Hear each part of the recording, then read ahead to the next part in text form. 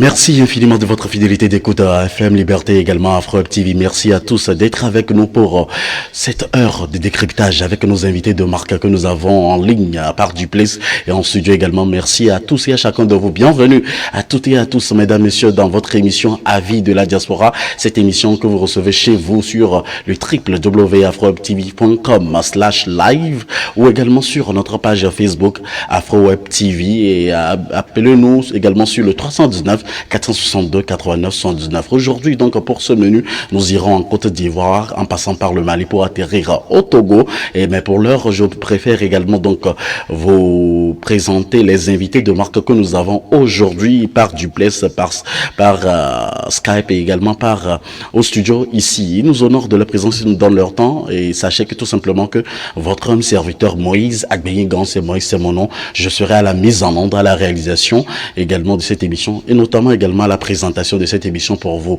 Si vous devez nous aider pour dispatcher l'information, c'est de partager ce lien, copier tout simplement le lien et partager avec vos amis et dans toutes les communautés africaines à la diaspora ou au Bercail, où que vous soyez en ce moment. Nous vous disons infiniment merci pour votre fidélité. Mesdames, messieurs, merci à tous et à chacun de vous. Nous avons le privilège et l'amitié et la grâce surtout d'avoir des hommes avec nous pour décrypter l'actualité de la semaine et surtout donc pour éclaircir les points sombres que nous avons encore. Déjà donc vous devez voir Monsieur Jean-Paul que nous accueillons pas en Europe. Monsieur Jean-Paul, bonjour, comment est-ce que vous allez? Bonjour chers compatriotes, je vais très bien par la grâce de Dieu et je vous remercie cordialement de m'avoir donné cette occasion pour m'exprimer sur mon continent et mon pays, ce qui est préférable au fait que ce soit d'autres peuples qui vivent de nos souffrances, qui profitent de la décrépitude générale en Afrique et qui s'expriment sur l'Afrique dans leur compte et non dans notre compte. Donc je vous remercie cordialement. Merci et bienvenue sur Afro TV. Vous êtes au bon endroit. Merci d'avoir accepté également notre invitation. Nous avons par Skype également Monsieur Koko Tatanga. Nous saluons également toute la communauté camerounaise, sénégalaise, gabonaise, rwandaise à travers donc cette salutation avec Monsieur Tatanga. Bonjour. Oui, bonjour, je suis très content de participer à cette émission. C'est une occasion vraiment pour nous, les Africains de la diaspora, de porter notre vision à nos chers frères africains. Parce que je crois que l'Afrique a besoin de notre support et c'est l'occasion vraiment nous est donnée à travers votre merveilleuse chaîne de nous exprimer. Donc, je vous dis merci de m'avoir invité. Merci beaucoup. Merci beaucoup, grand frère Koko Tatang. Merci pour le temps que vous nous accordez également. Alors, nous avons en studio également Monsieur Wadja Gilbert. Monsieur Wadja, bonjour, comment est-ce que vous allez? Oui, bonjour mon frère Moïse, je vais très bien. Et ça fait un plaisir encore de me retrouver sur votre plateau aujourd'hui pour encore éclaircir ou donner nos points de vue sur les questions liées à l'Afrique. Et ça nous fait toujours plaisir de parler de notre continent et de nos pays africains. Parce que c'est la jeunesse africaine qui construit toujours, qui va construire l'Afrique et pas quelqu'un d'autre à notre place. Merci beaucoup. Par quelqu'un d'autre à notre place. Merci à tous nos invités qui sont fidèles également à notre chaîne aujourd'hui. Alors, la moindre des choses que nous vous demandons, c'est de partager cette information avec les uns les autres. Vous êtes au bon endroit pour décrypter l'information. Si vous devez participer également à cette émission, tout simplement composez le +1 319 462 89 79. Appel direct par WhatsApp ou également appelez-nous directement sur la ligne si vous êtes du côté des États-Unis. Merci à tous et à chacun de vous d'être avec nous. Le premier sujet que nous abordons aujourd'hui, c'est avec la Côte d'Ivoire. Nous savons tous que dans quelques jours, donc, le président de la République, l'ex-président donc de la République de la Côte d'Ivoire sera de retour en Côte d'Ivoire et le parti de Laurent Gbagbo a choisi la date du 116e anniversaire de l'ancien président pour pour rendre publique celle de son retour dans son pays. Le 17 juin prochain, donc, Laurent Gbagbo foulera le sol de ses ancêtres à la Côte d'Ivoire, a annoncé Assoua Adou, secrétaire général de la branche dissidente du Front populaire ivoirien, ce lundi dernier, et à l'occasion d'une cérémonie organisée dans une salle de réception d'Abidjan.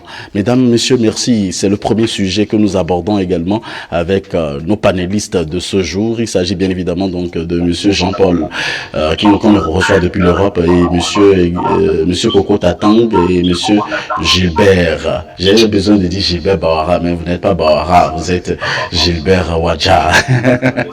On salue ici les gouvernants du Togo peuvent nous faire également cet honneur pour qu'on les reçoive, pour qu'ils fassent éclaircissent également leurs points, donnent leurs avis également du côté donc de la diaspora. Ce serait un plaisir. Monsieur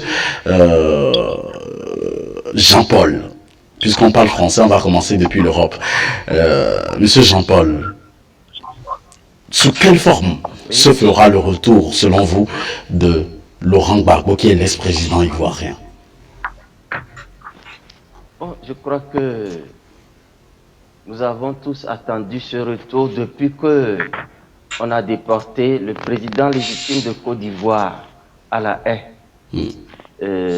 Nous qui connaissions l'homme, qui savions la cause qu'il défendait et qui le soutenions, nous savions le plan que Sarkozy, la France, l'OTAN ont concocté avec Ouattara pour enlever Gbagbo de cette façon si honteuse.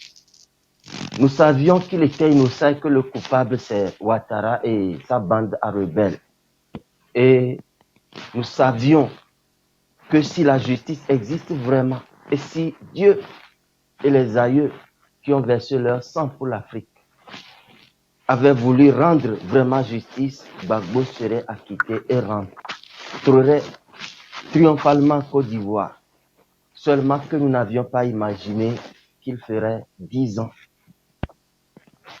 de captivité en étant innocent.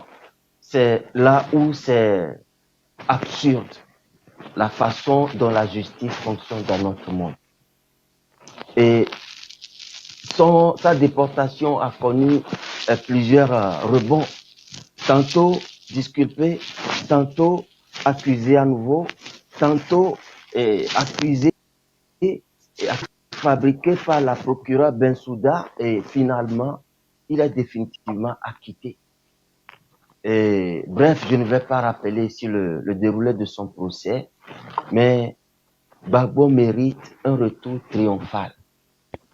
Il mérite que tous ceux qui l'aiment se mobilisent pour lui, même si Ouattara le déteste et son but était de le tuer. Il n'a pas pu être tué. En l'amenant à la CPI, il pensait que Gbagbo allait y mourir comme Slobodan Milosevic. Mais il est là, et voilà, Ouattara a chaud. C'est tout simplement qu'il a chaud. Et nous avions l'habitude de dire, nous irons à Gagnoa. Quand Gbagbo viendra, je crois que le temps est venu d'aller à Gagnoa. Et ce n'est pas en cachette que Gbagbo va rentrer en Côte d'Ivoire, mais ce devait être un retour triomphal.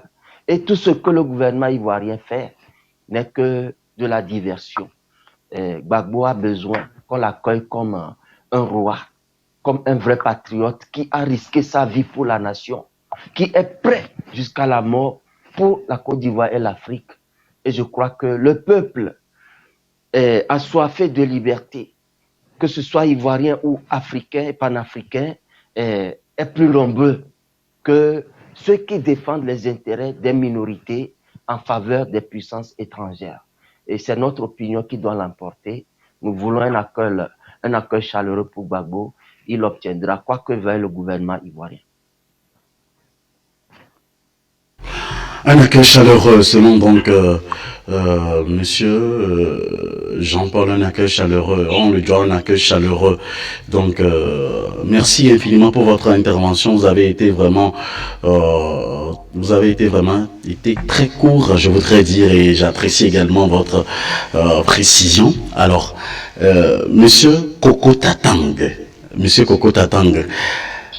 Comment est-ce qu'on doit accueillir l'ex-président malgré tout ce qui se passe maintenant en Côte d'Ivoire et qu'on sait qu'il y a également les familles qui ont les cœurs brisés et autres. Comment est-ce qu'on doit accueillir l'ex-président ivoirien Laurent Gbagbo après son acquittement par la Cour pénale internationale? Oui, je vous remercie de me donner cette occasion de m'exprimer sur un sujet dont j'ai beaucoup combattu. Parce que concernant le président Laurent Gbagbo, j'ai été un de ses représentants dont il y a quelques années j'ai pu à moi seul recueillir 1800 signatures pour sa libération. Lorsque ça avait été lancé aux États-Unis, j'étais à son époque à San Diego, en Californie, dont j'étais le représentant pour le représentant africain pour la libération de Laurent Gbagbo. Donc j'ai vraiment souffert en parcourant des associations des Américains, des Africains pour obtenir à la fin 1800 et quelques signatures que nous avons à l'époque envoyées dans la CPI. Donc, lorsqu'on nous dit que le président Laurent Gbagbo, le professeur Assor Adou nous dit que le président Gbagbo va rentrer le 17, c'est une réjouissance. Vous savez, je vais vous dire,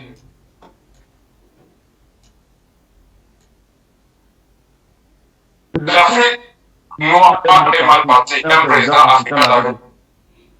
Nous avons cette chance d'avoir un président qui est pour nous aujourd'hui le dernier guide. Le dernier guide, la Bible des Africains, c'est le président Laurent Gbagbo. Il est né ivoirien, il est ivoirien, il est tout à fait normal qu'il rentre dans son pays. Donc j'ai accueilli cette nouvelle avec beaucoup d'émotion, je dis encore beaucoup d'émotion d'ailleurs. Je vais vous dire, après avoir accueilli cette nouvelle, je me suis arrêté un peu pour eux. Parce que gouvernemental pour les victimes côté président illégitime, mais après avoir vu la sortie de ce soi-disant président des victimes, j'ai marqué une petite pause pour dire, je suis content du retour du président Gbagbo. N'est-ce pas là un piège pour infiltrer les gens qui iront l'accueillir à l'aéroport afin qu'il soit assassiné dans la foule?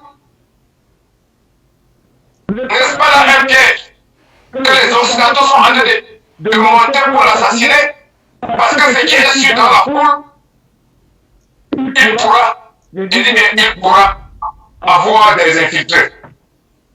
Donc je demande au comité d'accueil qui est dirigé par le président de PDS, le professeur Armand Audouin, je crois, le professeur Armand Audouin, et je crois que aussi même le PDCI du président de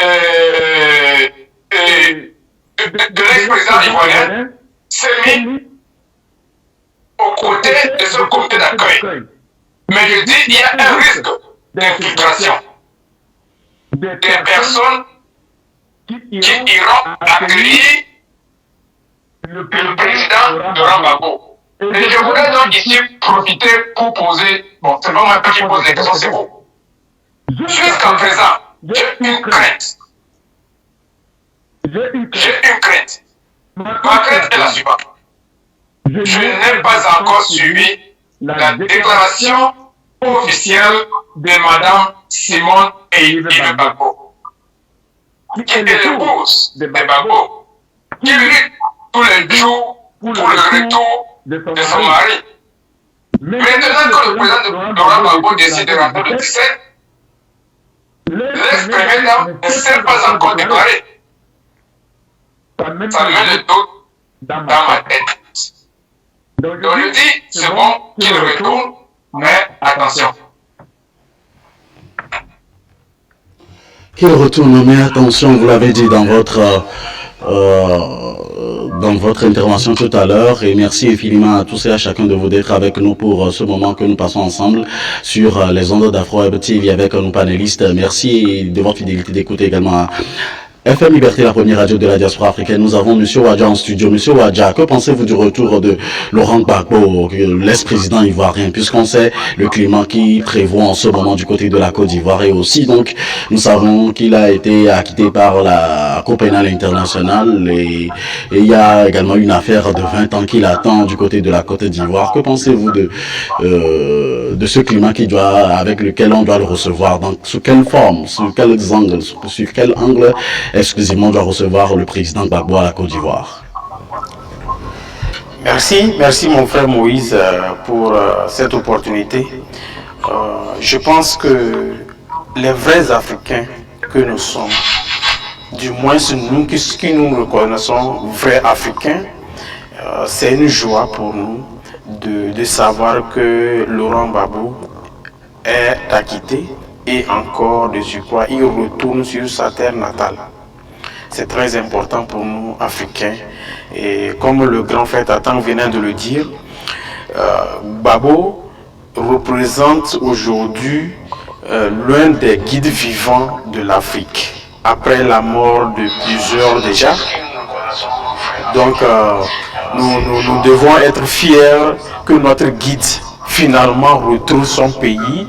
Et déjà, si nous voyons ce qui se dessine du côté de la Côte d'Ivoire concernant les préparatifs pour l'accueil de Laurent Gbagbo, on se dit que c'est un retour triomphal.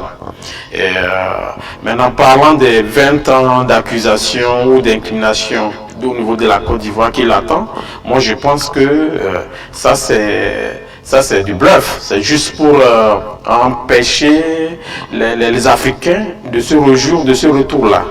Et ils ne vont pas pouvoir nous empêcher de nous réjouir. On va toujours espérer du meilleur. Les 20 ans, moi je pense qu'ils vont annuler cette accusation. Vu l'importance de l'ancien président dans le processus de réconciliation en Côte d'Ivoire, le parti au pouvoir aujourd'hui a grand intérêt à faciliter les choses pour que Laurent Gbagbo retourne en Côte d'Ivoire sans souci et qu'il retrouve sa famille politique et sa famille biologique.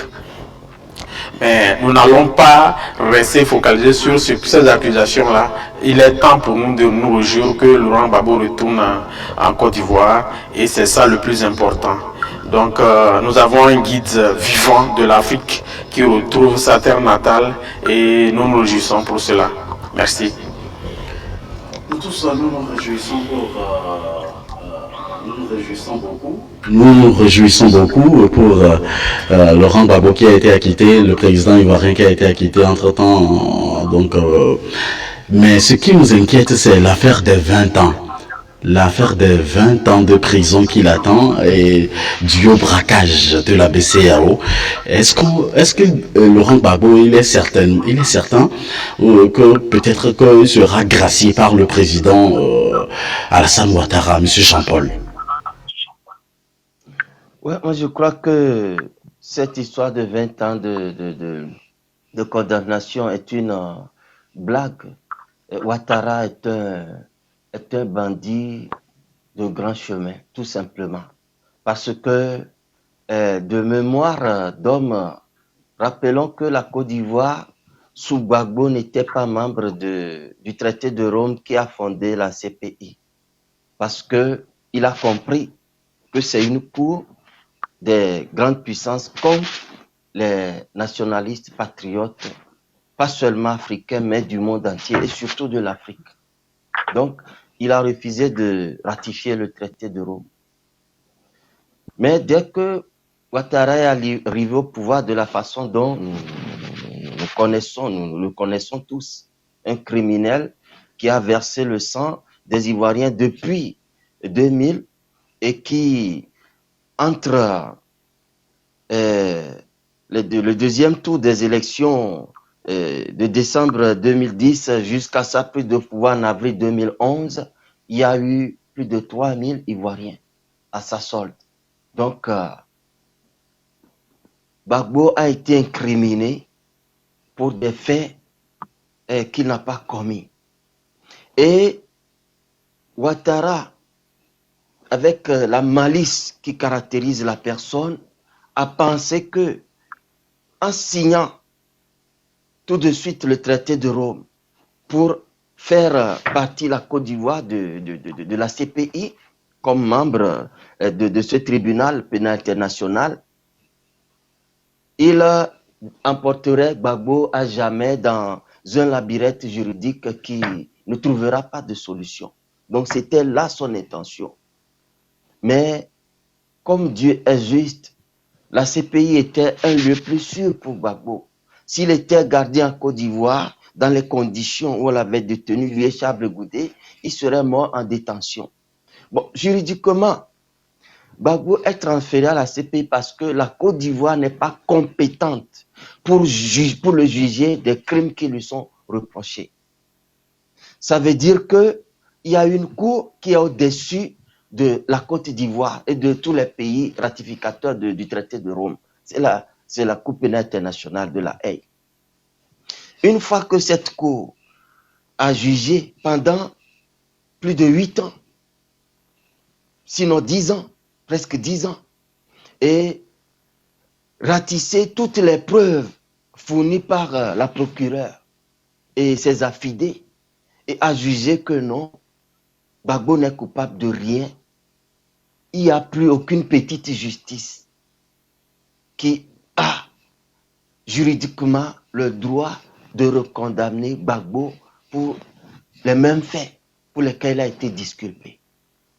Bon, cette affaire de Bessao, nous savons très bien que c'est un montage de toutes pièces pour créer une situation où soit Gbagbo va être apeuré et refuser de rentrer parce que Ouattara n'est rien sur le terrain. Il ne pèse pas même le coton face à ce poids lourd, à cet éléphant Gbagbo, que ceux qui détestaient même avant sa déportation à la CPI ont redécouvert et ont trouvé que c'est Gbagbo qui avait raison. C'est lui qui avertissait ce peuple depuis l'an 2000. C'est lui qui pouvait tenir un discours franc et fléché contre la France et ses méfaits en Afrique. C'est lui qui a préféré son peuple aux grandes puissances. Et ceux qui ne le savaient pas le savent maintenant. Donc Gbagbo, il était populaire. Nous savons la façon dont il est monté au pouvoir contre Robert Guèye.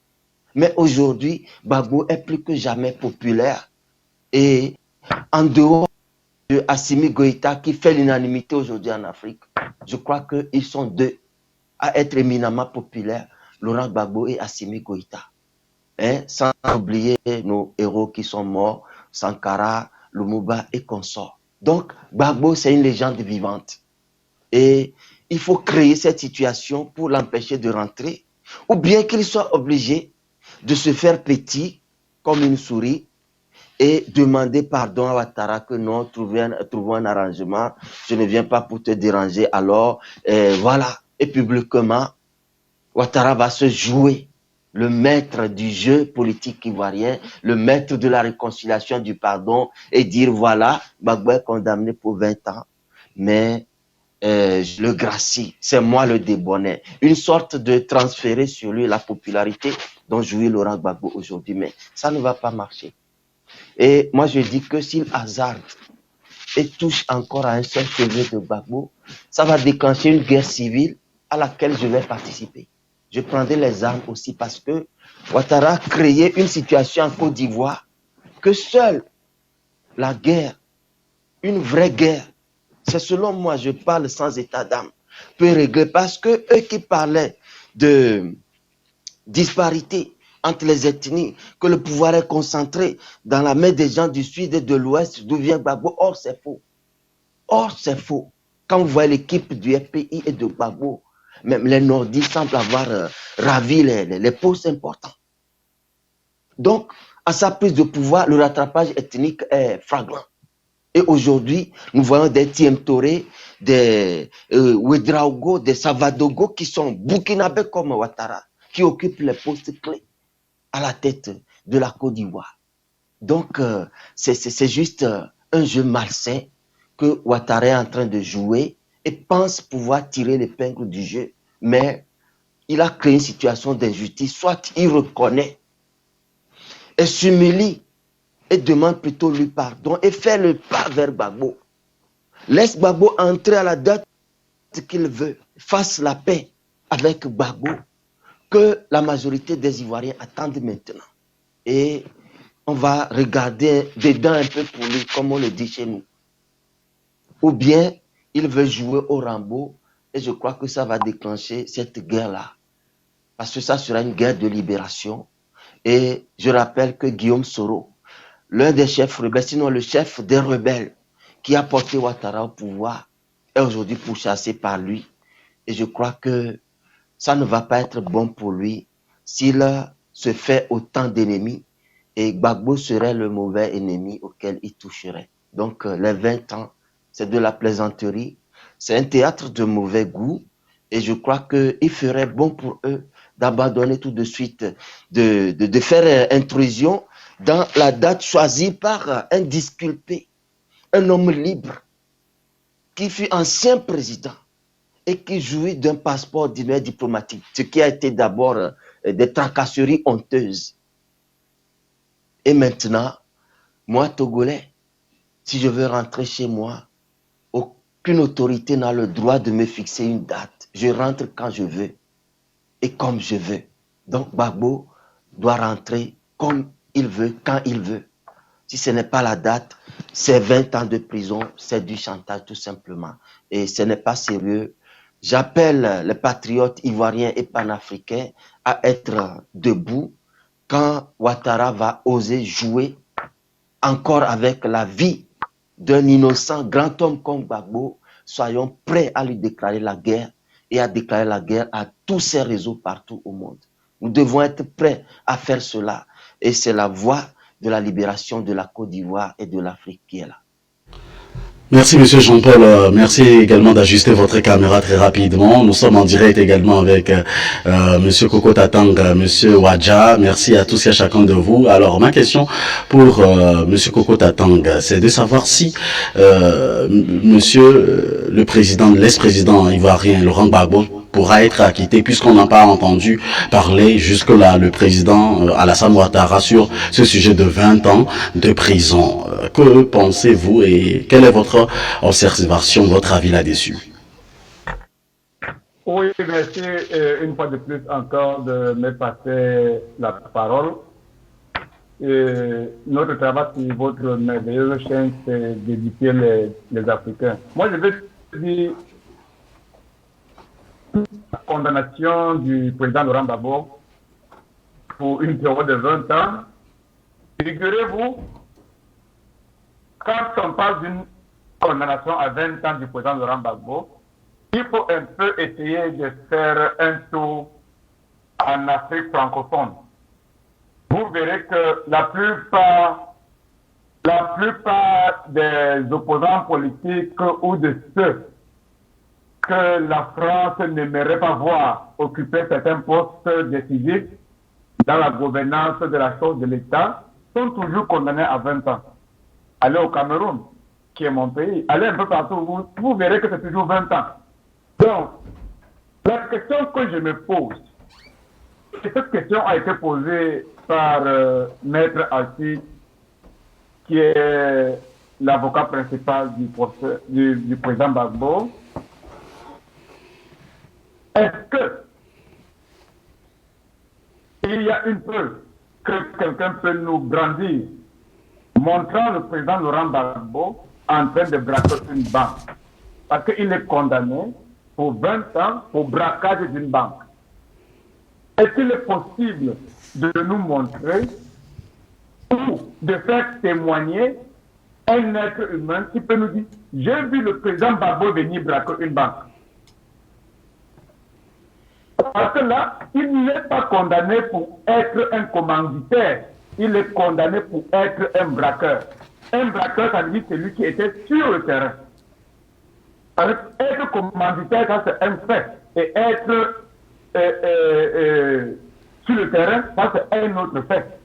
Est-ce que le pouvoir judiciaire ivoirien peut nous dire qu'ils ont aperçu le président Gbagbo en train de dévaliser une banque, lorsque nous savons sur le fond que la BCAO a été cassée par les hommes du Premier ministre Guillaume Soro. C'est inévitable. Nous le savons. C'est de la même manière que vous avez vu à la CPI, on nous a brandi une affaire comme quoi Gbagbo avait violé les femmes. Mais nous attendions qu'on donne la parole à ces femmes-là qui ont été violées pour qu'elles viennent dire oui, Gbagbo m'a violé. Mais ils ont anticipé, ils ont dit non, le monsieur est libre, il peut rentrer chez lui. Parce qu'il n'y a personne qui peut venir se présenter et dire Gbagbo m'a violé. Donc, de la même manière, qui peut venir nous dire j'ai vu Gbagbo, le président Gbagbo en train de casser une banque. C'est-à-dire que c'est absurde. Les Africains doivent dépasser ce niveau. Nous savons que la condamnation du président Gbagbo, c'est parce que le pouvoir d'Abidjan savait d'office que la Cour pénale était sur la voie de libérer le président Gbagbo. Pour monter les enchères côté politique, on lui dit, bon, tu es condamné à Abidjan. Maintenant, on vient nous dire, au mois de mars, après le Conseil des ministres, le président Alassane lui-même nous dit c'est un président de fait. Il est président de fait, on dit que nous constatons qu'il est président. On n'a pas de choix. Il est président de fait. Et non président élu. Il est président de fait. Il nous a dit au mois de mars, le président Gbagbo a quitté et est libre de rentrer en Côte d'Ivoire. Sans condition. Maintenant, que ce même président Gbagbo dit je rentre le 17, le ministre Kakabe vient nous dire le gouvernement n'était pas informé. Et pourtant, le président nous a dit au préalable que le président est libre de rentrer chez lui. Mais maintenant, on nous dit le gouvernement n'était pas informé, mais on prend acte. Ce mot, chez nous en sciences politiques, les mots ont un sens. En sciences politiques, les mots ont un sens. Lorsqu'on dit on prend acte, et on dit si ça périt, si ça sort mal, s'il y a des ordres, c'est vous qui aurez créé le désordre. Parce que vous avez organisé sans nous informer. Que ça, la lecture de l'homme politique. On prend acte. Vous avez organisé un retour du président Gbagbo le 17 sans nous informer. De tous les cas, si ça se gâte entre l'aéroport et son domicile, il est assassiné ou quoi que ce soit, c'est vous qui serez responsable. C'est pour ça que j'ai parlé tout à l'heure à ma première prise de parole d'un piège. Donc, je ne suis donc pas surpris. Le président Laurent Gbagbo, c'est un homme béni de Dieu. Nous, Africains, nous serons là pour l'accueillir, pas moi physiquement. Mais nous menons le travail en background. Nous travaillons en arrière-plan pour que le président Gbagbo soit accueilli. Il est libre. La Constitution ivoirienne dit qu'aucun Ivoirien ne peut être contraint à l'exil. Le monsieur est libre. Il va rentrer chez lui. Il est libre de rentrer chez lui. S'il y aura 20 ans de prison, que le président Alassane Ouattara tente de mettre le président Gbagbo en prison, il aura en face de lui les Africains. Il n'aura pas en face de lui les Ivoiriens. Qu'il tente de commettre cette erreur grave en politique. Le président Gbagbo, c'est celui qui a fait rentrer Alassane Ouattara en Côte d'Ivoire. Après que Alassane Ouattara ait été obligé de s'exiler sur le régime du président Bédié. C'est le président Gbagbo qui signe le retour du président Alassane Ouattara. C'est le président Gbagbo qui viole l'article 48 pour faire du président Ouattara le candidat exceptionnel à l'élection de 2010 où les bombes françaises ont gagné l'élection. Parce qu'en 2010, ce sont les bombes françaises qui ont gagné l'élection. Ce sont les bombes françaises qui ont gagné l'élection. Ils ont le courage qu'ils essayent qu'ils essayent de mettre main sur le président Gbagbo. Là, ils auront attaqué toute l'Afrique. J'en ai fini. Merci, Monsieur Koko Tatang. Merci pour votre observation, pour votre avis également. C'est votre avis. Et c'est l'avis également qu'on permet également de donner. Et on vous invite chaque samedi à donner vos avis sur le 319 462 89 99. Mise en onde assurée demain de mettre par Moïse Agbenyegan. Monsieur Ouadja, si par exemple Monsieur Alassane Ouattara, le président actuel de la Côte d'Ivoire, ne voulait pas que Monsieur Laurent Gbagbo, l'ex-président, rentre en Côte d'Ivoire, est-ce qu'il aura à lui donner, en fait, à lui permettre de recevoir également ces deux passeports, un diplomatique et l'autre comme citoyen ivoirien? Je me pose beaucoup plus de questions. Merci. La réalité dans cette affaire, c'est de voir les tracasseries par lesquelles ils sont passés pour avoir ce passeport-là. Si Gbagbo, en tant que citoyen, et encore un ancien président de la Côte d'Ivoire, pour avoir ces documents légaux que la loi ivoirienne l'octroie gratuitement, doit passer par des tracasseries pour l'obtenir, ça veut dire beaucoup de choses. Qu'est-ce que ça veut dire? Ça veut dire que le gouvernement ivoirien n'était même pas prêt à ce que Gbagbo retourne en Côte d'Ivoire. Et comme ils savent qu'il y a un engouement derrière Gbagbo et que tout le monde attend ce retour-là, ça fait grand bruit, on ne peut plus faire autrement, il faut tout faire pour lui donner ces documents. Maintenant qu'il est prêt pour revenir, on fabrique des histoires pour dire que le gouvernement n'était pas informé. Le gouvernement ivoirien n'est pas obligé d'être informé du retour de Gbagbo sur son territoire. C'est chez lui. C'est ce que vous pensez réellement? Oui, puisque c'est un ex-président. C'est un ex-président. Et ça peut se faire d'une manière où on sollicite la sécurité pour le retour de Gbagbo. Et ça se fait avec le service de sécurité, ça peut être le ministère de la Sécurité. Et eux peuvent porter la parole au niveau du haut lieu pour informer que le président arrive. Ils ne sont pas obligés d'aller formuler une demande auprès du gouvernement pour dire que Gbagbo est en train de revenir dans son pays. Donc, moi je dis, ils n'avaient pas vraiment la volonté qu'il revienne. Tout d'abord, avec l'histoire des 20 ans dont nous parlons, puisque ils avaient vu la procédure au niveau de la CPI échouer, il fallait trouver d'autres moyens qui leur permettraient de garder Gbagbo à l'écart de la Côte d'Ivoire. Donc, il fallait tout faire. Après la condamnation pour les 20 ans, une fois libéré à la CPI, il ne pouvait pas rentrer. Et il voit aujourd'hui que malgré toutes ces condamnations, Gbagbo n'a même pas tenu compte de ça, il tient à rentrer chez lui. Et il y a déjà des partisans, la famille et tout le monde, tous les Africains qui sont derrière Gbagbo. Et ils attendent impatiemment son retour. Donc, face à cette situation, ils n'ont plus de choix. Ils sont obligés de donner ces documents pour qu'ils reviennent et tout ça. Et on cherche toujours des arguments. Et quelque chose m'est venu en tête. Monsieur Tatang a parlé de ça concernant la sécurité de son retour. Et ça peut être un plan de l'Occident ou du pouvoir en place en Côte d'Ivoire à monter certains individus qu'ils appellent des supposés groupes de victimes. Mais ces victimes-là, ils considèrent Gbagbo comme leur criminel et que la justice, la plus haute juridiction, que la Côte d'Ivoire a fait confiance en l'envoyant là-bas, la quitte. Et aujourd'hui, on vient nous dire que un groupe de victimes n'est pas d'accord pour le retour de Gbagbo.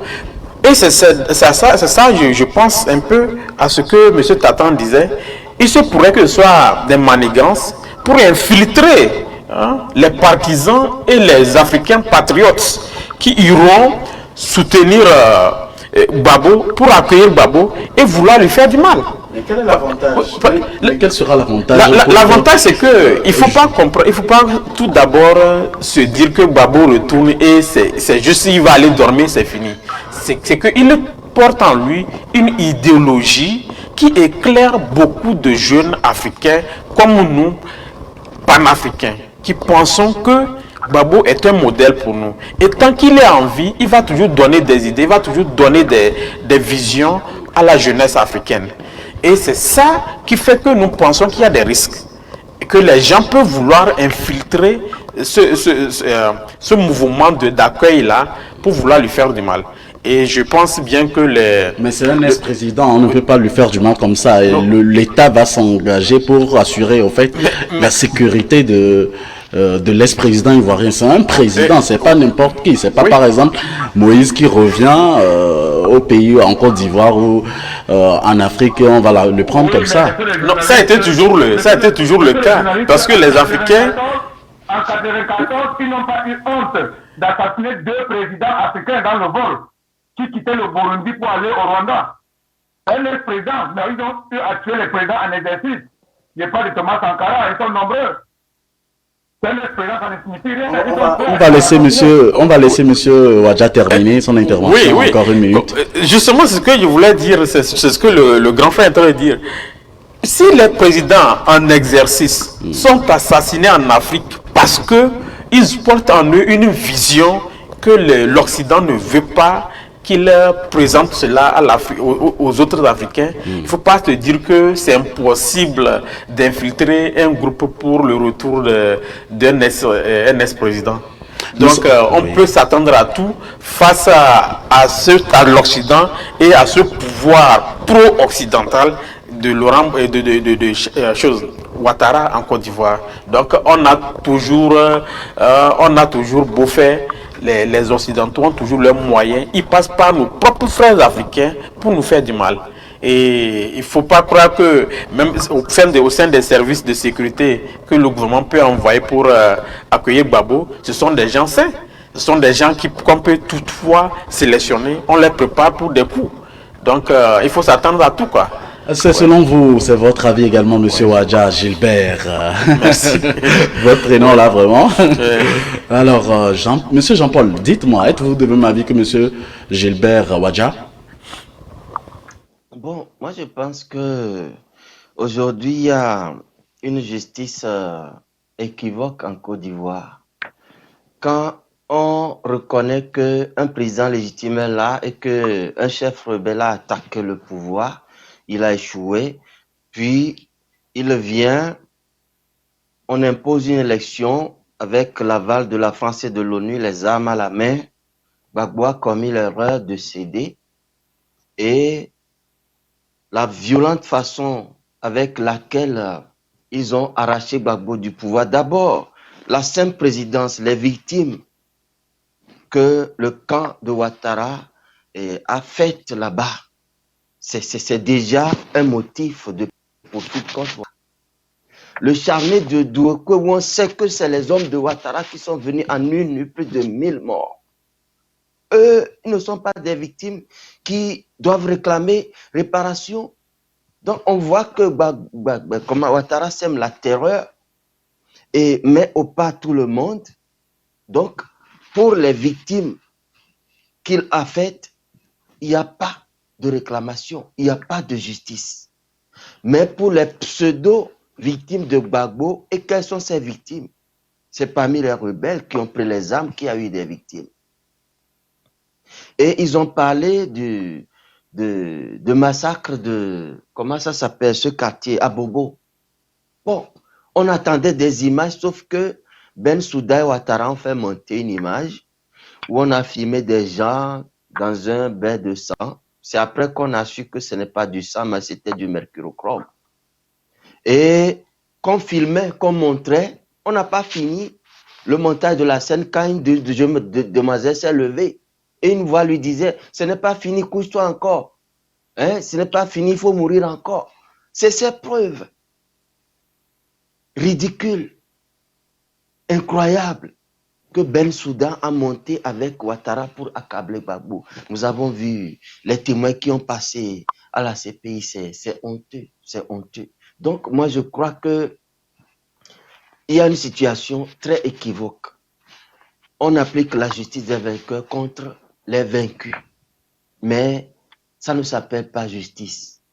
Ça va créer des rancœurs et ça prépare les victimes à la révolte.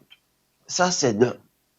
De deux, rien ne dit que Ouattara ne sera pas empêché de tuer Gbagbo, de passer par des subterfuges, des artifices, comme l'infiltration de son équipe d'accueil, mais qu'il n'ose pas se dire encore, qu'il n'ose pas. Beaucoup dans l'opinion ivoirienne sont convaincus que la façon dont Ouattara a imposé l'injustice par la guerre, il faut une autre guerre pour rétablir la justice. Donc, il y a cette conviction avant que les paroles pacifiques de Gbagbo tiennent au calme tout le monde. Mais s'il doit arriver que Ouattara veuille coûte que coûte à se débarrasser de Gbagbo et qu'il vienne à le faire, je l'ai dit déjà, je ne vais pas me répéter, je partirai prendre des armes aussi et les patriotes ivoiriens sont prêts à chasser ce démon-là et à détruire toute son équipe pour que la Côte d'Ivoire et l'Afrique se libèrent, parce que ce n'est pas la Côte d'Ivoire seule qui est victime des méfaits de Ouattara. Ouattara est un soutien pour Faure Gnassingbé, qui vice-versa le soutient quand il le faut. C'est celui qui est en train actuellement de déstabiliser le Mali et le Burkina Faso. Le terrorisme, on vient de nous annoncer plus de 100 morts aujourd'hui au Burkina. Donc, je crois que Ouattara est un mal personnifié qu'il faut combattre et que lui-même ne nous donne pas l'occasion d'utiliser contre lui les mêmes méthodes diaboliques qu'il a employées contre Gbagbo et contre la Côte d'Ivoire. Donc, il peut rêver de tuer Gbagbo, mais qu'il n'ose pas. Sinon, ce serait lui-même sa mort et la mort de ses plus proches et de son régime. Merci, monsieur Jean-Paul, pour votre intervention. Nous sommes sur le www.afrowebtv.com. Vous nous suivez également sur votre Facebook AfroWeb TV. Allez-y vous abonner. Notre chaîne YouTube AfroWeb TV. Merci à tous et à chacun de vous. Vous qui partagez, c'est l'occasion de vous dire un sincère merci. Construisons ensemble l'Afrique. Et je pense que nous allons nous tourner vers monsieur Koko Tatang, analyste politique que nous avons aujourd'hui. Monsieur Koko Tatang, votre dernier mot sur le retour donc de monsieur Laurent Gbagbo et sa condamnation de 20 ans, où on n'a pas vu également pour le moment monsieur le président de la République ivoirienne Alassane Ouattara se pencher sur le sujet, dire un mot sur le sujet. Mais dites-moi en une minute, que pouvez-vous dire, quel est votre message à la communauté ivoirienne en ce moment, si vous nous écoutez, monsieur Koko Tatang? Oui, merci pour cette autre question. Il y a un message très rapide à passer d'abord aux autorités ivoiriennes. C'était dit à la personne du président Alassane Ouattara, président de fait, monsieur le président, vous avez voulu être la magistrature suprême. Les bombes et les chars français vous ont permis d'accéder à la magistrature suprême. Nous avons pris acte et vous êtes donc à la magistrature suprême. Le pays a traversé un moment très difficile et il est question, monsieur le président, que vous laissez une Côte d'Ivoire unie. La Côte d'Ivoire que vous avez en charge doit être unie. Faites un geste en tant qu'Africain de nous laisser une Côte d'Ivoire unie. Monsieur le président, comme vous avez bien appelé l'ancien président, le président Gbagbo, vous l'avez vu dans une de vos vidéos que c'était votre frère, il est de retour le 17. Faites en sorte que sa vie soit sauve. Grandissez. Tout ce geste-là, monsieur le président, nous allons revoir notre position envers vous. Faites en sorte que l'ancien président Laurent Gbagbo soit protégé. Monsieur le président, ne prenez pas une grâce pour les 20 ans du président Gbagbo, mais demandez à la justice d'annuler. On prend la grâce lorsque la condamnation a d'abord été juste. Je ne veux pas de grâce présidentielle, je veux que la condamnation soit purement et simplement annulée.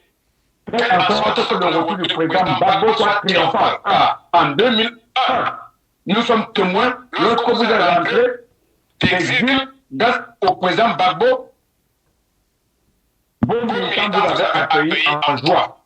Laissez les militants du FPI, vous avez dit que vous êtes majoritaire au pays dont le FPI est minoritaire.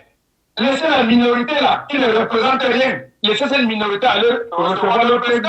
Merci, monsieur Comment Koko la Tatang. majorité peut avoir peur d'une minorité? Merci, merci. Ça n'a pas de sens, monsieur le président. Si vous avez la majorité, laissez la minorité aller recevoir leur président.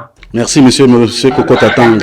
Merci à vous. Alors, une minute à monsieur Wadja pour terminer cette première partie de cette émission Avis de la diaspora que vous suivez avec nous sur les réseaux sociaux également.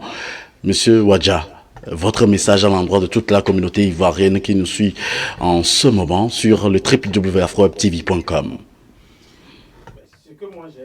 À dire à la communauté ivoirienne, pas seulement à la communauté ivoirienne, mais à toute l'Afrique, c'est que votre grand homme, Laurent Gbagbo, sera de retour le 17. Sortez massivement, montrez votre soutien au panafricanisme et à l'idéologie que porte Laurent Gbagbo pour l'Afrique.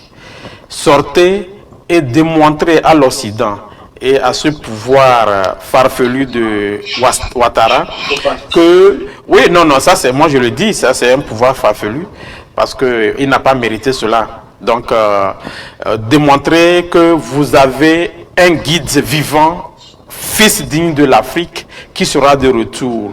Et ce que je peux dire à ce pouvoir de Ouattara, c'est qu'ils doivent s'attendre que l'Afrique sera en face d'eux s'ils osent toucher à un seul cheveu de Laurent Gbagbo. Donc Laurent Gbagbo revient sur cette terre et que toute l'Afrique l'attend impatiemment. Paix. La paix en Côte d'Ivoire. J'espère que c'est le mot que prononcent tous les acteurs politiques ivoiriens en ce moment. Nous ne voulons plus avoir de guerre en Côte d'Ivoire. Nous ne voulons plus avoir de guerre en Afrique. C'est notre souhait en tant qu'Africains.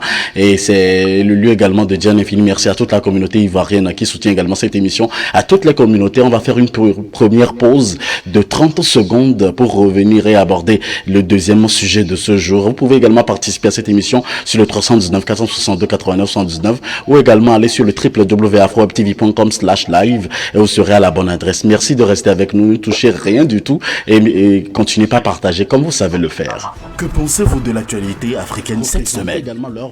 Chaque semaine, nous vous invitons à décrypter l'actualité de la semaine avec nous sur votre télé AfroWeb TV.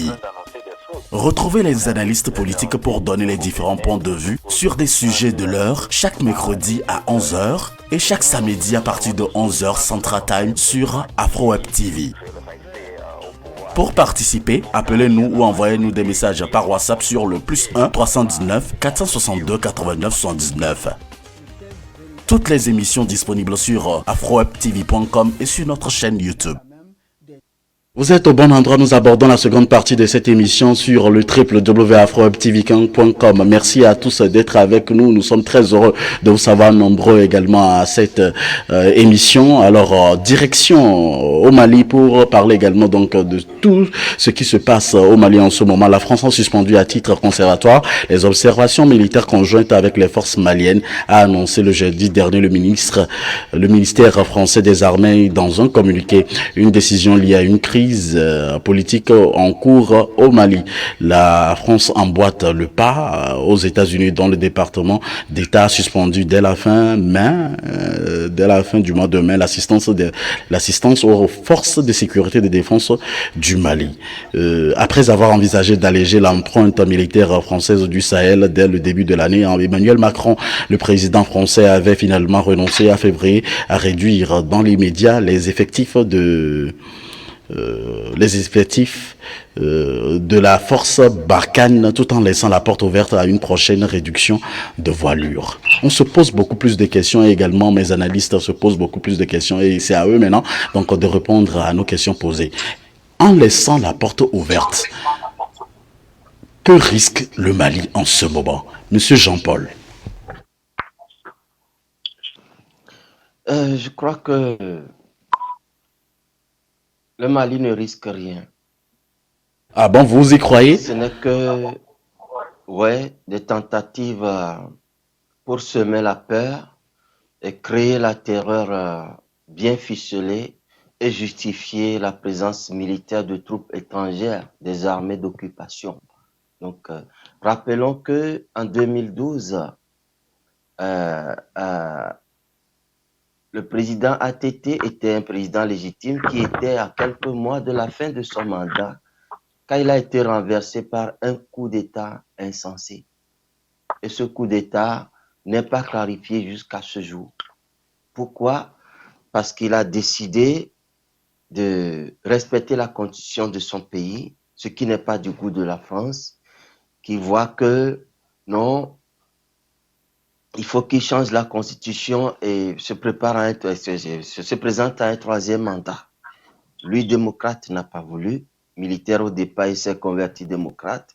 Donc, il faut créer une confusion pour justifier la présence de l'armée française au Mali. D'où ce coup d'État qui a créé un imbroglio total. Et du coup, au même moment où on découvrait le gaz, le pétrole, l'uranium, l'or, le diamant, tout ça, le cobalt au nord du Mali, une rébellion est née. Comme s'ils n'ont jamais existé dans le Mali de Soundiata Keïta, comme s'ils n'ont jamais aimé l'unité du Mali, ils demandent la partition du pays. Et pas que ça. Il faut qu'ils avancent vers la capitale pour présenter comme une situation de terreur qui oblige le gouvernement en lambeaux, après le coup d'État orchestré contre ATT, à accepter tous les chantages de la France. Donc on a vu jusqu'en 2021, ça fait, si j'ai bonne mémoire, 9 ans que la France et ses alliés de l'OTAN sont au Mali. Mais qu'est-ce qui a changé? Quand on voit que les terroristes se déplacent dans un groupe de 500 000 en moto, en voiture et à pied pour aller décimer tout un village, mais que la France, les États-Unis contrôlent avec leurs satellites tout l'espace aérien africain.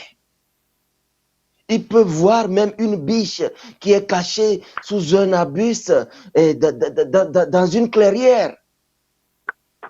Ils peuvent cibler comment le convoi de Kadhafi et le bombarder avec précision. Mais ils n'ont pas été capables de maîtriser ces groupes terroristes-là, qu'ils observent complètement depuis leurs drones et depuis leurs satellites et tous ces bataclans de machines qu'ils ont placés un peu partout pour posséder l'espace aérien africain. Donc, on voit que malgré un effectif de plus de 5000 soldats français à eux seuls, la situation ne s'arrange pas. J'ai des officiers togolais ou sous-officiers qui ont effectué des missions de paix au Mali. Qu'est-ce qu'ils disent? Qu'ils sont étonnés. On voit un char de l'armée française, mais ce n'est pas un char pour bombarder. Ça comporte des machines et voit précisément où se trouve tel ou tel minerai, à quelle profondeur et à quelle teneur. Et les soldats des autres pays qui sont démocratisés parce qu'ils parlent, ils n'ont peur de rien, ils connaissent la loi, qui parlent beaucoup, ne sont pas autorisés à rentrer dans ces véhicules, sauf les soldats togolais parce que nous savons que c'est les seuls à être tenus au silence dans toute la CEDEAO et pour ne pas dire dans toute l'Afrique. Donc, il y a des choses qui se passent. Les journalistes français ont fait des enquêtes pour venir publier le bien fondé du départ de la France du Mali, pour éclairer le dessous du terrorisme malien au Mali, pour clarifier sur cette fausse rébellion malienne.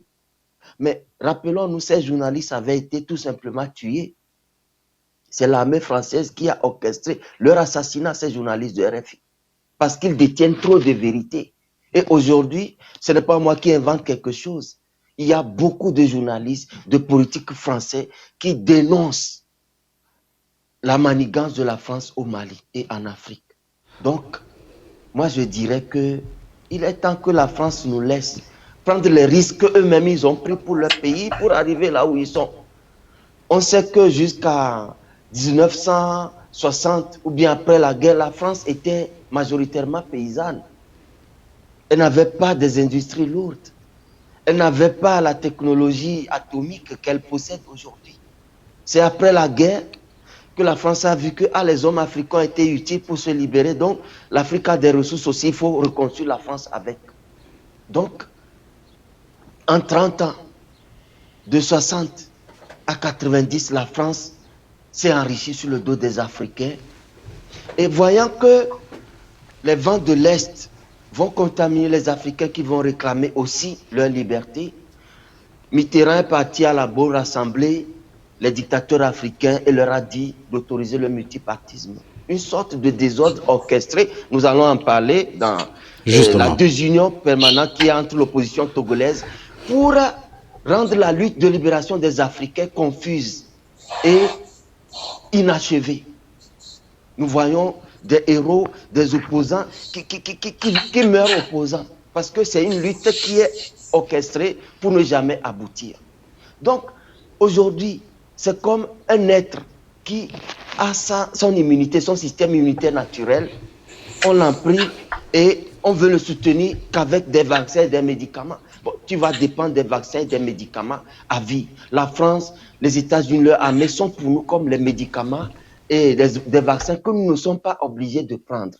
Nous avons de quoi nous autosuffire. Nous avons de quoi entretenir nos armées. Il suffit que nos peuples se lèvent, qu'on mette des dirigeants nationalistes comme Sankara, Olympio, Gbagbo, et aujourd'hui Assimi Goïta, à la tête de nos États, qu'on cherche les vraies alliances et des vrais partenaires gagnants-gagnants, l'Afrique va exploser en développement. Merci. C'est tout ce que nous demandons. Et le risque n'existe pas. Plutôt, nous allons voir le risque venir et nous prendre en main pour défendre efficacement nos territoires. Et je crois que dans une alliance militaire avec la Russie, le Japon et la Chine qui s'y sont joints aussi, le Mali va s'en sortir. Le Mali va s'en sortir. Je place le dernier mot donc de Monsieur Jean-Paul. Alors, Monsieur Coco, ne pensez-vous soit ce n'est pas parce que il y a l'armée française qui aidait l'armée malienne contre les djihadistes que les djihadistes n'arrivaient pas à pénétrer en bonne et due forme le Mali? Monsieur Coco. Oui, mais monsieur le journaliste, comment vous pouvez dire qu'une armée est dans un territoire pour aider une autre armée?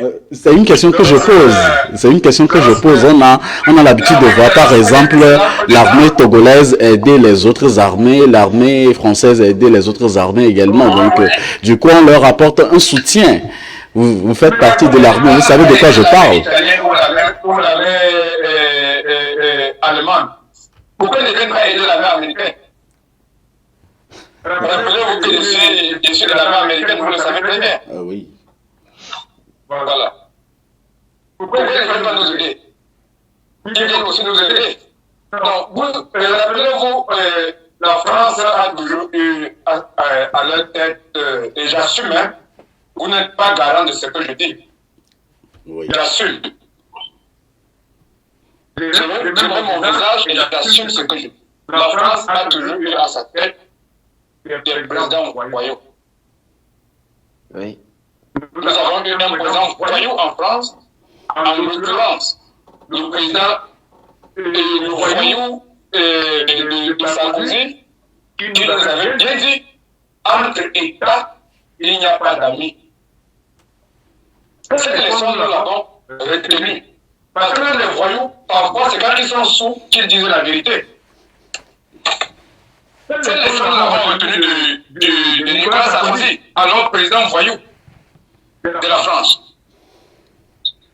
Alors, lorsque vous parlez de l'Union africaine qui aurait suspendu le Mali, ou de la CEDEAO qui aurait suspendu le Mali, mais il me revient à dire, c'est quoi ce machin, comme le dit souvent mon grand frère Barakani sur autre chaîne, que je ne citerai pas. C'est quoi l'Union africaine? C'est quoi la CEDEAO? C'est quoi la CEMA? Mais ce sont des succursales de la France. Ce sont des petites associations que la France a créées par-ci par-là pour mieux gérer. Parce que la logique ancienne politique a dit diviser pour mieux gérer, pour mieux régner. Donc, ce que fait l'Union africaine, c'est que lorsque vous avez une télécommande, et vous appuyez, la télévision va s'allumer. La télévision, c'est l'Union africaine, la télécommande, c'est la France. Donc, toutes les décisions venant de l'Union africaine, de la CEDEAO ou quoi que ce soit, pour moi, c'est un non-événement. Et je continue. La France a annoncé qu'il retirait et qu'il devait stopper l'opération Barkhane au Mali. Mais Madame Netanyahu vous demande tous les jours, mais allez, retirez-vous rapidement. Demain c'est trop tard, faites-le aujourd'hui. Pour que vous allez retirer vos militaires, comme si c'était une menace. Mais qu'est-ce que nous faisons de ce que nous avons appris à l'école? Sans A, Paris serait pris. A, c'est la paix. Donc, je crois que ce qui se passe au Mali, en ce moment, c'est le destin de l'Afrique. Si le Mali réussit, l'Afrique va basculer. Parce que les autres vont suivre, le plus pas. Si le Mali réussit, les autres vont suivre le pas. Donc, je lance un appel très urgent au nouveau président de la transition, Assimi Goïta, de tenir bon. Alors, que la France ne retire pas seulement la force Barkhane. Faisons attention. Vous pouvez retirer la force Barkhane, mais retirez-vous aussi du franc CFA. Qui se retire aussi du franc CFA, pas seulement de la force Barkhane. Qui ne suspende pas seulement le Mali, qui suspend aussi le franc CFA du Mali. Tu le suspends et tu mets ma monnaie dans ta poche, mais tu ne m'as jamais suspendu là, parce que ma monnaie est dans ta poche. Ne suspendez pas seulement le Mali, suspendez aussi le franc CFA. Dites au Mali, le franc CFA, on ne vous donne plus. Fabriquez votre monnaie. Là, la France aura réussi. Là, nous avons applaudi. Donc, que la France arrête. Que la France arrête d'intimider les pays africains. La présence de la France en Afrique est nuisible. La présence de la France en Afrique est nuisible. Donc, pour clôturer rapidement, que la France ne suspende pas ses opérations, mais que la France suspende le franc CFA. Il retire ses militaires. Nous sommes ici aux États-Unis. On a besoin du personnel qui vient nous aider. Qui laisse les Africains en paix. C'est tout. Sans A, Paris serait pris. Merci, monsieur. Je l'ai dit. Monsieur, merci, monsieur Coco Tatanga. Vous êtes sur Afro Web TV, sur FM Liberté également, la première radio de la diaspora africaine. Merci infiniment de votre fidélité d'écoute. Je me tourne vers monsieur Ouadja maintenant pour lui demander son avis sur cette problématique. Si, par exemple, vous n'avez pas peur si les djihadistes prendront en otage, par exemple, le Mali, et si l'armée malienne peut faire notamment face aux djihadistes en bonne et due forme. Parce que là, dans cette situation-là, il semble que les djihadistes ont également beaucoup d'armes, hein. Ouais, monsieur Ouadja. Merci mon frère Moïse. J'allais commencer en disant ceci. Qui sont ces djihadistes au fait? Ce sont les Français. Ah bon? Oui, pour moi, les djihadistes sont des Français. Peut-être des Noirs ou des gens en peau noire, mais à l'intérieur sont des Français. C'est-à-dire ils sont armés par la puissance française. Il faut qu'on se voit pas le visage. Hein. Posons-nous une question. Les djihadistes qui sont dans un désert où il n'y a pas un aéroport, où il n'y a pas un port là-bas, mais qui ont des armes pour combattre 5000 soldats, plus l'armée malienne, plus les armées africaines qui vont pour soutenir le Mali depuis plus de 10 ans. Et on ne trouve pas de solution. D'où viennent ces armes-là? C'est la question qu'on doit se poser. D'où viennent ces armes? Donc c'est ça que je dis. Le plus gros cadeau que la France peut faire à l'Afrique, ce n'est pas de suspendre les opérations conjointes avec l'armée malienne. C'est de partir de l'Afrique. C'est ça ce que nous voulons de la France. Pas suspendre seulement les opérations conjointes. Et d'abord, cette annonce de dire que la France suspend des opérations conjointes avec l'armée malienne, c'est une insulte. C'est une insulte. Comment vous pouvez comprendre que je viens chez vous parce que vous avez un problème, je viens pour vous aider, et un beau jour je décide, je dis, je ne vais plus travailler avec vous, mais je suis toujours chez vous, je travaille seul. Je travaillerai seul sur votre territoire, mais je ne travaille plus avec vous. Ça veut dire qu'on s'impose, on est maintenant chez nous, on peut faire ce que nous voulons, mais nous ne faisons plus ça ensemble. Non, si tu n'es pas d'accord de la façon dont le Mali gère leur pays, quitte le Mali. Vous n'avez pas besoin de suspendre les opérations conjointes. Il faut quitter carrément le Mali et toute l'Afrique. Et il va tout ce qui va avec. Hein. Quand je dis de quitter, ce n'est pas l'armée seulement. Le grand frère parlait du franc CFA. Il y a des multinationales françaises qui dépouillent l'Afrique tout entière. Ils n'ont qu'à quitter. Oui, et c'est ça, ils n'ont qu'à quitter. Le problème même c'est quoi? Depuis plusieurs années, les Maliens ont déjà commencé par manifester, demander le départ du Mali, de quitter le départ de la France au Mali. Ils n'ont qu'à partir.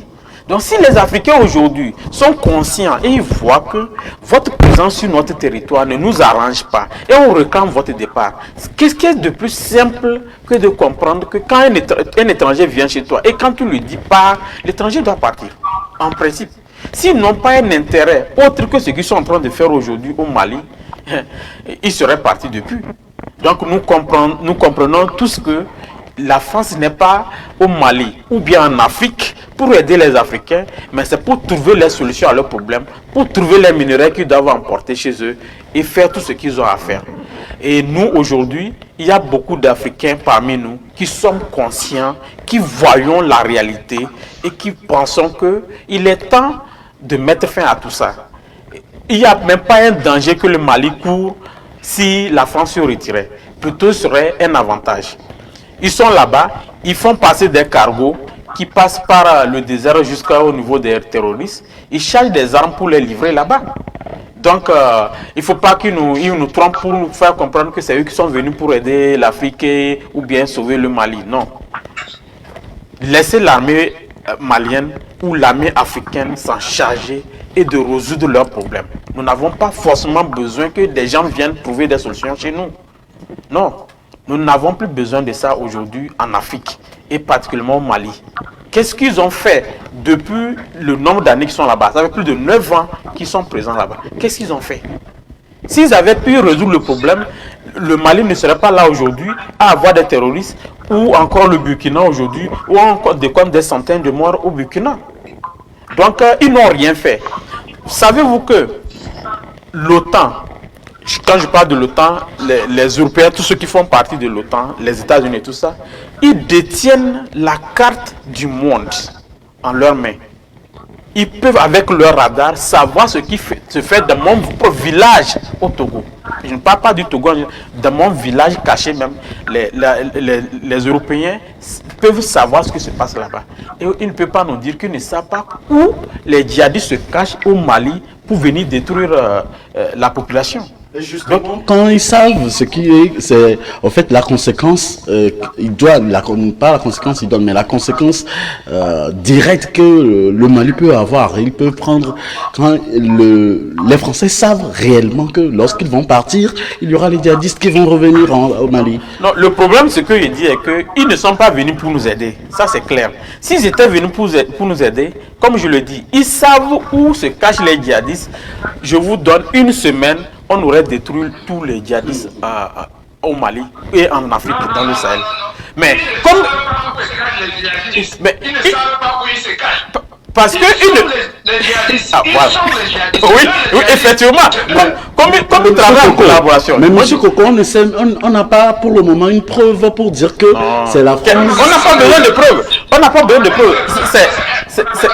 C'est cette logique dont je dis. Si ils ont la possibilité de voir le map du monde, et si vraiment ils étaient venus pour faire du travail, ils auraient détruit les djihadistes là en une semaine. Comme ils travaillent en collaboration avec eux, ce sont leurs complices, ils ne vont rien faire. Ce sont eux-mêmes les djihadistes. C'est pourquoi j'ai commencé en disant que qui sont les djihadistes d'abord? Ce sont les Français.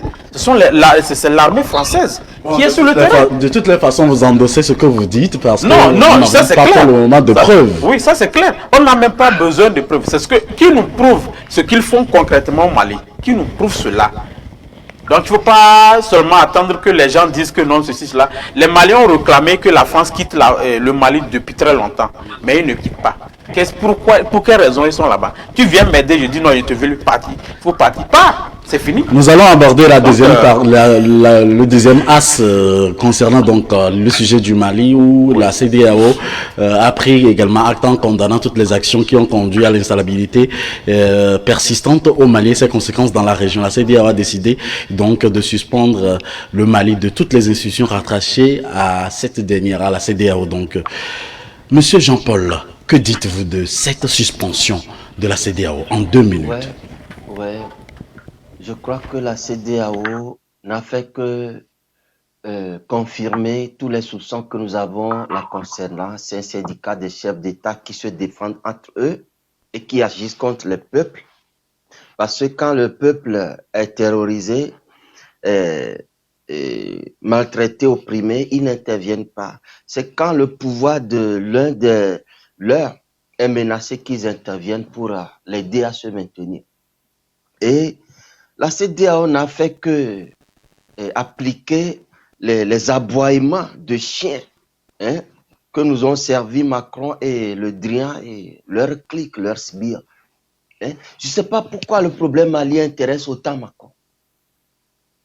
Je ne sais pas. Je me suis promené un peu en France. Allez voir comment les gares, la gare la gare du Nord à Paris, la gare de, comment ça s'appelle, Strasbourg, Colmar et Mulhouse, n'en parlons pas. Qu'ils ont volé l'Afrique pour construire des infrastructures géantes, sont en totale déliquescence. Mais j'ai pris des photos, j'ai pris des vidéos, je vais monter un dossier là-dessus. La France ne trouve pas l'argent pour restaurer ces bâtiments. Les universités, que les télévisions françaises même ont monté, les plafonds tombent. Ils prennent de l'eau. La France n'arrive pas à les réparer. Et pourquoi la France va vouloir dépenser son argent pour aider les Africains alors que nous ne lui demandons rien? Nous voyons. Donc, la CEDEAO s'est avilie et s'est montrée comme une organisation sous ordre direct de l'Élysée. Et l'Union africaine n'est pas mieux que la CEDEAO. Moi, je dis bravo à la suspension du Mali. Et j'ai fait déjà un live où j'ai appelé les panafricains à voler au secours du Mali. Moi, je suis un acteur du génie civil. Je suis un technicien de travaux en génie civil. Je dis, je suis prêt à aller travailler gratuitement pour soutenir le gouvernement malien. Et quand le Mali va se relever, on peut me payer. C'est pour l'Afrique que je le fais. Parce que si le Mali se libère aujourd'hui, l'Afrique trouvera une base pour organiser sa libération en chaîne.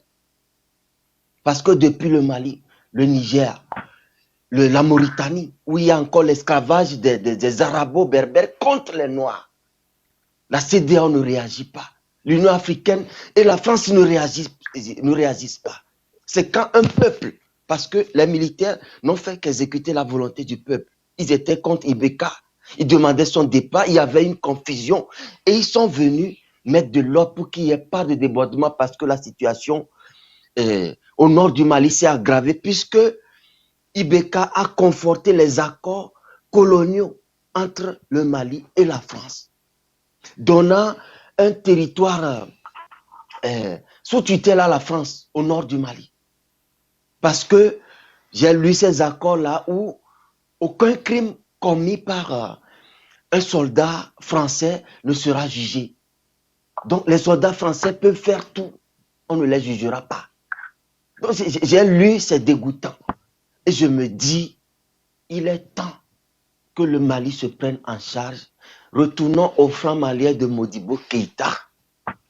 Sortons du CFA. Nouons des alliances avec la Chine qui peut nous faire des prêts que nous allons rembourser. La Russie peut nous faire des prêts. Déjà, des armes ont été commandées par la Russie. La Russie a déjà positionné 1000 soldats pour venir sécuriser le territoire malien. Nous savons que la Russie est très riche, n'a pas besoin du sous-sol malien. Elle a besoin juste de position géostratégique parce que le monde entier, rassemblé en l'OTAN, se ligue contre la Russie. Ils ont trouvé en Gorbatchev un allié pour casser l'URSS. Mais aujourd'hui, Vladimir Poutine et Dmitry Medvedev ont mis la Russie debout et elle est aujourd'hui la première puissance mondiale. Elle détient les armes hypersoniques que ni les États-Unis ni la France ne possèdent. La France et l'Occident sait que là où la Russie a mis les pieds, ils ne doivent pas aller la blaguer là-bas. L'exemple, c'est la Syrie. Grâce à la Syrie, tout l'OTAN est vaincu et Bachar al-Assad tient debout. Autrement, la situation syrienne serait pire que la Libye parce qu'ils ont voulu faire de la Syrie une base pour déstabiliser l'Iran et tous ces autres pays-là qui sont un peu eux-mêmes et qui ont une économie qui permet à leur population de vivre bien. L'Occident n'aime pas ça. Il faut appauvrir le monde et leur voler les matières premières et leur vendre très cher nos produits finis. Que ce cycle infernal s'arrête. Et c'est l'occasion qu'on offre au Mali. Beaucoup de panafricains, dont Aminata Traoré, dont Nathalie Yamb, ont apporté leur soutien à Assimi Goïta. J'en appelle à tous les jeunes talentueux panafricains à se donner pour le Mali. Parce que c'est une mission pour notre génération, pour la libération du pays de Soundiata Keïta et de l'Afrique de nos ancêtres. Allons-y sans rien réclamer. Donnons de nous-mêmes au Mali. Ce sera le salut pour toute l'Afrique. Le sacrifice pour toute l'Afrique. Merci infiniment pour votre intervention. Ce sera votre dernière intervention par rapport à ce sujet du Mali. Alors, nous avançons avec Monsieur Koko Tatan. Que peut faire le colonel Goïta face à cette situation et face à la situation de suspension de la CEDEAO? Monsieur Koko Tatan, 2 minutes s'il vous plaît. Oui. En ce qui concerne la suspension du Mali par la CEDEAO, je constate que la CEDEAO n'a pas eu le courage, tout comme l'Union africaine. La CEDEAO n'a pas eu ce courage de franchir la ligne orange, je ne dis pas la ligne rouge, parce que lorsque vous dites je vous suspends de mes instances, mais vous ne dites pas, je vous suspends économiquement ou je ferme vos comptes ou vos avoirs. Ça veut dire en effet que vous êtes en train de dire, bon, je fais ça juste parce qu'il faut faire. Et on suspend juste parce qu'il faut suspendre. Suspendre le Mali des instances de la CEDEAO ne signifie absolument rien. Plutôt économiquement, le Mali ne sera donc pas asphyxié. Ils ont toujours les moyens de continuer à payer les fonctionnaires, de continuer à se gérer. Donc, ça c'est le premier point. Donc, c'est une sanction pour moi qui n'a vraiment pas lieu d'être, qui n'a pas de sens. C'est une sanction juste pour dire au maître, vous avez vu ce que vous avez dit là, nous avons fait. Pour montrer aux Français que bon, patron, ce que tu as dit là, j'ai fait. C'est tout. Sinon, le président Assimi Goïta était bel et bien au Ghana. Nous avons vu ce qui s'est passé au Ghana, il a été resté avec le tapis rouge au Ghana. Donc c'est une sanction inutile. Donc, je lance ici, vous m'avez donné 2 minutes, je lance ici un appel très pressant, parce que je vais prendre mes dernières 30 secondes pour quelque chose d'autre. Je lance un appel très pressant au nouveau gouvernant du Mali. Tenez bon, ne vous laissez pas infiltrer. Parce qu'il y a le risque que ce gouvernement de transition soit infiltré. Ne vous laissez pas infiltrer, parce que la France ne fait rien pour rien. Ne cédez pas aux pressions françaises. Travaillez avec nos amis russes. Les Russes sont à la porte. Les Russes sont à la porte. Et je vais vous dire ce que vous ne savez pas. La Russie n'est pas en Afrique, au Mali ou en Centrafrique pour un bénéfice. La Russie est en Afrique pour asphyxier les collègues européens. Parce que la Russie, c'est que pour asphyxier la France, il faut aider les Africains. Contrairement à ce que je suis dans certains médias, on dit la Russie est là pour coloniser aussi l'Afrique. La Russie est là pour aider l'Afrique parce que si l'Afrique s'en sort, l'Europe sera mal à l'aise. La Russie est là pour s'imposer à l'Europe et non pas pour s'imposer à l'Afrique. Donc l'aide de la Russie au Mali doit être sollicitée et nous demandons au nouveau président Assimi Goïta de signer tous ces accords, coopération militaire et consort avec la Russie, exactement comme l'a fait le président Antoine Touadéra en Centrafrique, et ça marche. Voilà ce que je peux dire.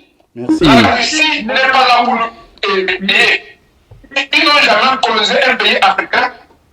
Et je suis sûr que si le président ou si le service de l'ambassade du Mali aux États-Unis nous écoute et qu'il transmette ce message au président de la transition, ça nous fera vraiment plaisir. Il faut que mon message arrive au président de la transition et tenir dur et de signer des contrats avec la Russie. La Russie est là pour aider le Mali. Et surtout, de s'en poudre de ces machins qu'on appelle la CDAO. Il faut s'en poudre de ces machins. C'est important. Merci, Monsieur Koko Tatanga, pour votre intervention. Nous sommes fiers de vous écouter. C'est votre point de vue que vous donnez au cours de cette émission. Alors, c'est le lieu également de vous rappeler que vous pouvez nous appeler sur le 319 462 89 79 si vous voulez participer à cette émission. 2 minutes pour envoyer un message à l'endroit de la communauté malienne à la diaspora au Bercail. Monsieur Ouadja, et réagir par rapport à ce dernier point de ce sujet. Merci.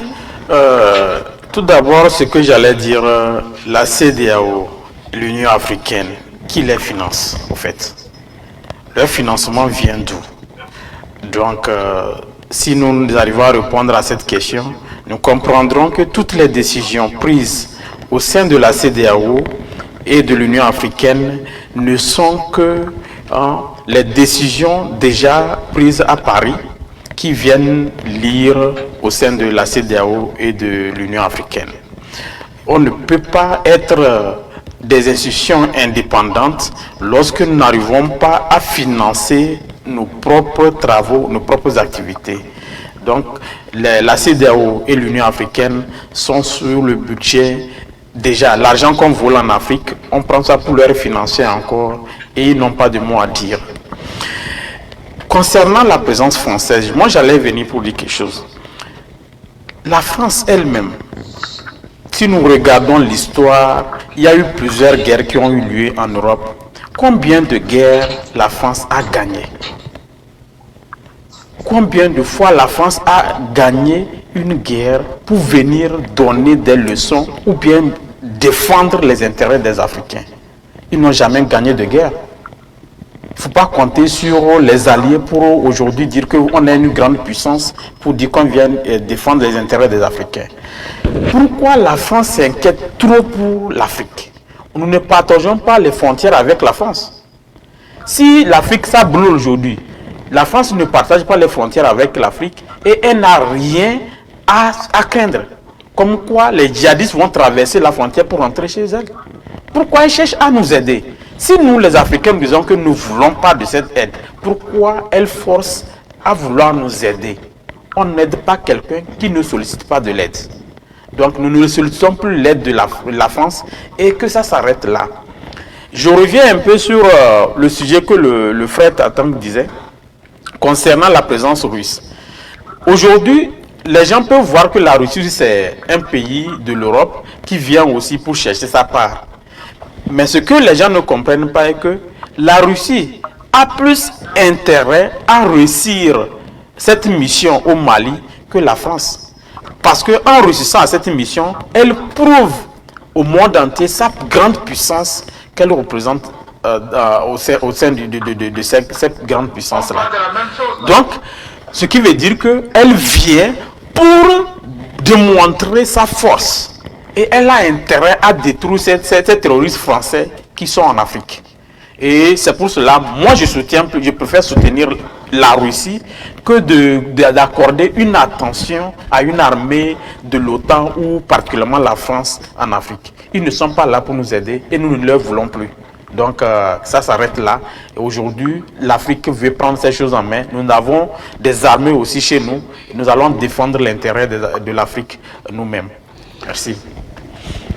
Fin de cette deuxième partie de votre émission que vous suivez sur les ondes d'Afro-Web TV, sur les réseaux sociaux également. Merci à tous d'être avec nous pour aborder donc la troisième partie qui va nous amener du côté du Togo pour discuter par rapport à la désunion donc de l'opposition togolaise, les causes, les conséquences. Vous pouvez nous appeler sur le 319 462 89 79, ce numéro qui sera affiché dans quelques instants à l'autre après donc cette petite et courte pause de 30 secondes que nous vous proposons. On se retrouve juste après.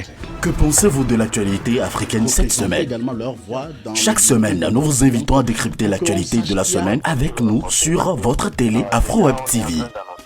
Retrouvez les analystes politiques pour donner les différents points de vue sur des sujets de l'heure chaque mercredi à 11h et chaque samedi à partir de 11h Central Time sur Afro-Web TV. Pour participer, appelez-nous ou envoyez-nous des messages par WhatsApp sur le +1 319 462 89 79. Toutes les émissions disponibles sur